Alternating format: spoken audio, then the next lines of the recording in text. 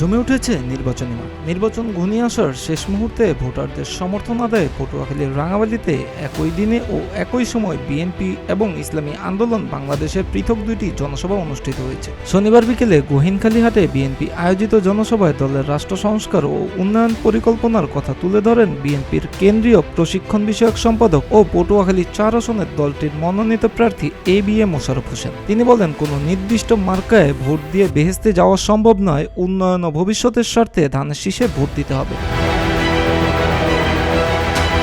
BNP প্রার্থী চরমনাই পীরের দলের সমালোচনা করে বলেন, উন্নয়নের কোনো রূপরেখা না দিয়ে তারা ধর্মীয় আবেগ ব্যবহার করে ভোট চাইছে। দেশের উন্নয়নের স্বার্থে ধানের শীষে ভোট দেওয়ার আহ্বান জানান তিনি। অন্যদিকে একই সময় রাঙামাটির সদর ইউনিয়নের মার্কাজ মাদ্রাসা মাঠে ইসলামী আন্দোলন বাংলাদেশের মনোনীত প্রার্থী মোস্তাফিজুর রহমানের সমর্থনে আরেকটি জনসভা অনুষ্ঠিত হয়। জনসভায় মুফতি সৈয়দ মোহাম্মদ রেজাউল করিম বলেন, বর্তমানে হাত পাখাই ইসলামের পক্ষে একমাত্র শক্তির প্রতীক। ইসলামী আন্দোলন ক্ষমতায় এলে কোনো নিরপরাধ মানুষকে দেশ ছাড়তে হবে না, মামলা হামলার শিকার হতে হবে না। তিনি ভোটারদের দুনিয়ার শান্তি ও আখেরাতের মুক্তির লক্ষ্যে হাত পাখায় ভোট দেওয়ার আহ্বান জানান।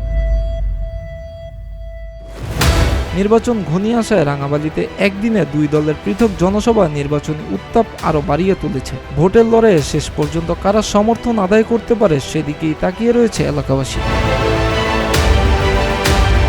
মিরাজ হোসাইন, প্রতিদিনের বাংলাদেশ।